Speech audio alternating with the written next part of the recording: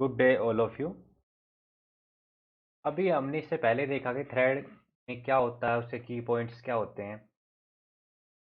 आज के लेक्चर में हम थ्रेड को प्ले करके देखेंगे, थ्रेड हमारी चलती कैसे है और किस किस वे से हम उसे प्ले करा सकते हैं। ठीक है, मैंने लास्ट में लेक्चर में बताया था आपको कैसे थ्रेड होएगी। तो अब तक किसी ने मेरे चैनल को सब्सक्राइब नहीं किया, प्लीज़ सब्सक्राइब कर दीजिए, लाइक शेयर एंड कमेंट कीजिए। अगर आपको समझ में आता तो औरों के साथ भी इसे शेयर कीजिए। तो लास्ट टाइम मैंने लेक्चर में बताया था कि थ्रेड को दो तरह से बना सकते हो, एक्सटेंड थ्रेड करके, दूसरा इम्प्लीमेंट रनेबल इंटरफेस करके। तो कैसे करेंगे उसे हम प्रैक्टिकली देख लेते हैं। पहले एक क्लास ली, मैंने एक्सटेंड करा लिया यहाँ पे थ्रेड थ्रेड क्लास को, जो प्री डिफाइंड क्लास है मेरी, उसको मैंने यहाँ पे एक्सटेंड करा लिया। मैंने कहा ओवर रिटर्न करेंगे रनेबल रन मेथड को, तो रन मेथड मेरा प्री डिफाइंड मेथड है। थ्रेड क्लास को उसको ओवरराइड कर लेते हैं, यहाँ पे मैं ओवरराइड करके उसमें स्टेटमेंट पास करा देता हूँ और एक लूप चलाता हूँ 1 से 100 तक, 100 तक, और उसकी प्रिंटिंग करा देता हूँ। यहाँ मैंने यहाँ पे एक सिंपल थ्रेड बना ली। ठीक है, रन मेथड के अंदर मैंने एक थ्रेड को डेवलप कर लिया। अब थ्रेड मेरी बन गई। रन करने के लिए मुझे मेन मेथड का यूज़ करना, मेन में जाके मैं क्या करूँगा, क्लास का ऑब्जेक्ट बना दूँ। ऑब्जेक्ट आप दो तरीके से बना सकते हैं, तो डायरेक्ट ऐसे लिख लीजिए, या दूसरा तरीका क्या आपका, पहले तो इसको ही रन करके देखेंगे। ठीक है, तो सिंपली हमने क्या किया, मेन में आके रन कर लिया, run method sorry start method की हेल्प से थ्रेड को रन कर दिया। New object then dot start. Simply आप चेक करो, सिंगल थ्रेड आपकी मूव होएगी। क्या होएगी आपकी, सिंगल थ्रेड आपकी मूव होएगी। एक क्लास आपकी, तो एक सिंगल थ्रेड चली, क्योंकि अभी हमने एक ही थ्रेड लिए, तो एक स्टेटमेंट आपकी सिंपली प्रिंट हो रही है आपकी।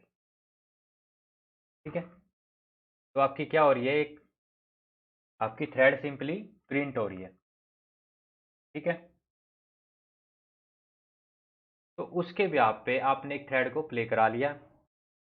बट एक थ्रेड से आपको आइडिया नहीं होगी कि थ्रेड भी कोई मूव हो रही, कोई मूवमेंट, क्योंकि मल्टीपल चले तब आपको थोड़ा सा आइडिया होगा कि थ्रेड चल रही है। ठीक है, उससे पहले एक बार मैं ये चीज़ और क्लियर कर देता हूँ, कईयों को ये कन्फ्यूजन होगा कि ये ऑब्जेक्ट ऐसे बनता नहीं है, ऐसे नहीं है, तो मैं इसको ऐसे ही बना सकते हो आप। न्यू,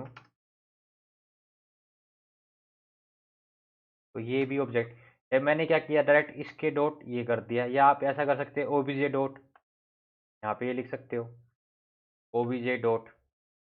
ठीक है, वो भी ठीक है। तो उस केस में भी आपका प्रोग्राम रन होगा, चेक कर सकते हैं सेव करके, देन प्ले, तो भी रन होएगा आपका। ठीक है, ये तो आपकी क्या है, सिंगल थ्रेड है। आप चाहते हो मल्टीपल थ्रेड काम करे, तब आपको पता चलेगा हाँ थ्रेडिंग कॉन्सेप्ट भी कुछ काम कर रहा है आपका। क्या कर रहा है, थ्रेडिंग कॉन्सेप्ट भी आपका कुछ काम कर रहा हो, आपको थोड़ा सा आइडिया हो थ्रेडिंग कॉन्सेप्ट के बारे में। ठीक है, तो उसके लिए क्या करेंगे, हम मल्टीपल, जैसे मैंने यहाँ पे एक थ्रेड बनाई है। ठीक है, इसको मैं यहीं पे बंद कर देता हूँ, इसको यहाँ से हटा लेता हूँ। ये मेरी एक थ्रेड बन गई है, एक क्लास, जिसके अंदर मैंने एक थ्रेड बना लिया रन मेथड के अंदर। ठीक है, ये यहाँ पे मैंने ये बंद किया, देन क्लास को बंद कर लिया। अब मैं एक और क्लास यहीं पे, एक और थ्रेड के लिए एक और क्लास लेता हूँ। मान लो मैंने यहाँ पे क्लास बी ले ली, एक्सटेंड थ्रेड, वही उसमें वैल्यू डाल दी। ठीक है, देन यहाँ आके मैंने मेन मेथड लिया। ठीक है, मैं यहाँ पे क्या करता हूँ, मेन मेथड यहाँ ले लेता हूँ थर्ड वन क्लास के अंदर।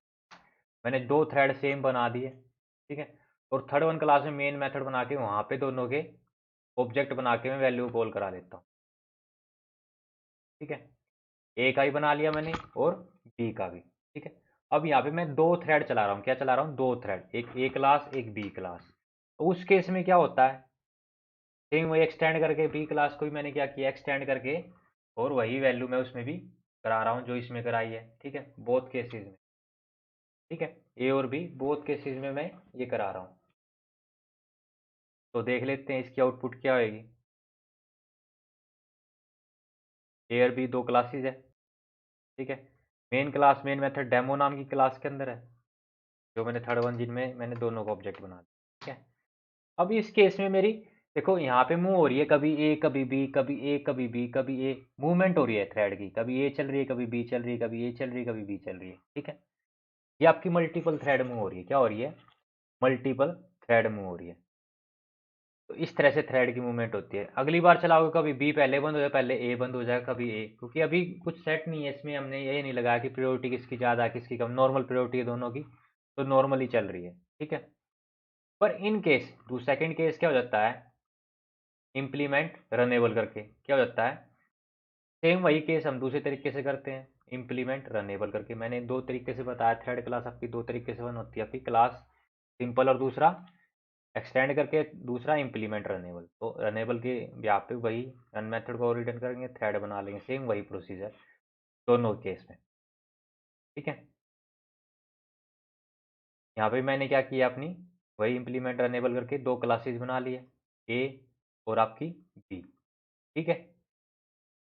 और इसमें एक छोटा सा चेंजमेंट होएगा, यहाँ पे हमें यहाँ पे थ्रेड क्लास के ऑब्जेक्ट में से वैल्यू पास करानी पड़ेगी, जिसको भी मैं प्ले कराना चाहता हूँ। मैंने यहाँ पे T1 नाम का थ्रेड क्लास का ऑब्जेक्ट बना लिया, उसमें से क्लास का ऑब्जेक्ट जो मेरी थ्रेड क्लास उसका ऑब्जेक्ट पास कराना पड़ेगा, और उस T1 से मुझे स्टार्ट कराना पड़ेगा। पहले क्या कर रहे थे, जब थ्रेड एक्सटेंड कर रहे थे उस केस में डायरेक्ट क्लास के ऑब्जेक्ट से हम स्टार्ट मेथड कॉल कर रहे हैं, पर यहाँ पे हमें थ्रेड के मेथड से कॉल करना पड़ेगा, क्योंकि रनेबल के पास स्टार्ट मेथड नहीं है थ्रेड के पास, ठीक है। इसी तरह दूसरी चलाने के लिए दूसरी थ्रेड का वही दोनों के सेम आउटपुट आएगी इसमें भी, बट ये रनेबल से चला हुआ है, वो आपका किससे चला हुआ है, इसकी क्लास का नाम डेमो आई है आपका, ये आपका रनेबल से हो रहा है। तो प्रैक्टिकली हमने देखा कि हम दो तरीके से थ्रेड क्लास को चला सकते हैं, एक तो आपका एक्सटेंड थ्रेड क्लास करके, दूसरा इम्प्लीमेंट रनेबल करके, ठीक है। तो आज के लेक्चर में हमने ये चीज़ें सीखी कि क्लास को कैसे रन करेंगे, थ्रेड को हम कैसे प्ले करें, सिंगल थ्रेड और मल्टीपल थ्रेड्स को। थैंक यू, नेक्स्ट लेक्चर में मिलते हैं नेक्स्ट पार्ट के साथ थ्रेड के।